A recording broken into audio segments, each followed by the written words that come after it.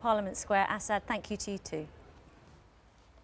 Well, with me now are two people who knew Nelson Mandela, his goddaughter Tanya von Ahlefeldt and Sharon Grant, the widow of one of London's first black MPs who Mr Mandela visited when he was here in the 80s. A very good evening to both of you. Thank you for coming in.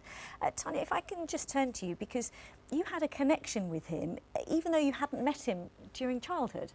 Absolutely. Well, my father was actually one of the 10 accused at the Rivonia trial, and I was in my mother's womb at the time, and just before I was born, my father actually passed a note down the dock to Nelson to say, further to some of the more dubious posts he's held, would he do the honour of being godfather to their child?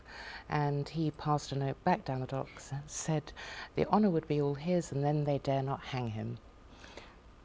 What does it feel like having, someone as iconic as Nelson Mandela as your godfather?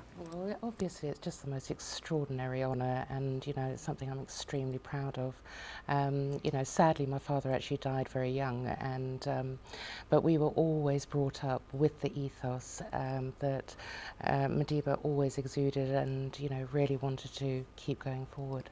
Now, Sharon, was that your experience? Because I know that your husband, was with Reverend Jesse Jackson, the day that Nelson Mandela was freed in 1990.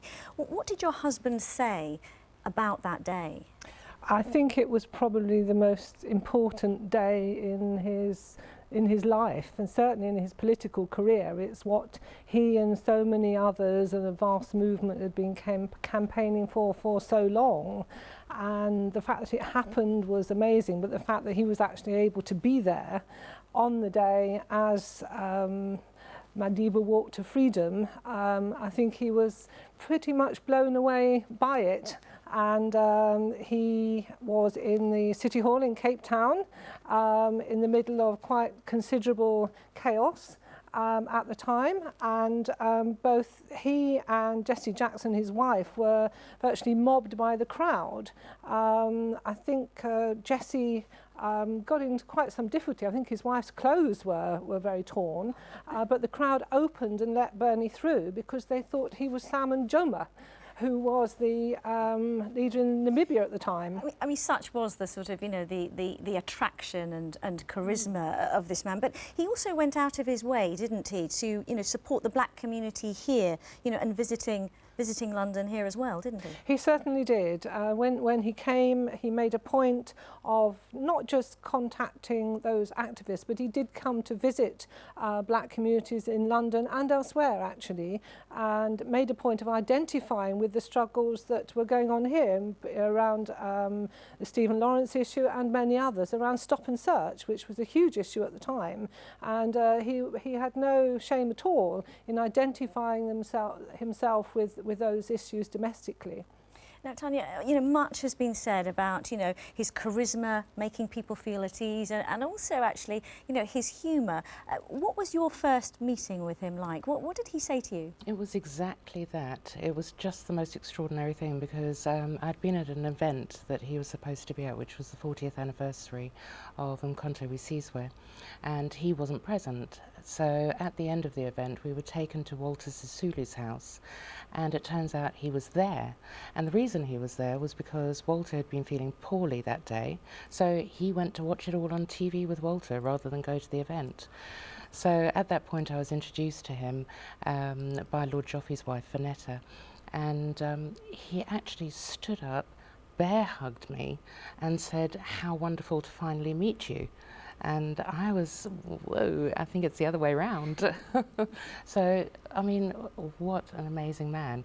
In amongst all these incredible icons that were there with me as well, he actually wanted to sit and talk to me and hear about my life. That is wonderful. It really, really is. We've seen today, Sharon, lots of people in London, coming out, wanting to pay their respects, wanting to sort of thank him.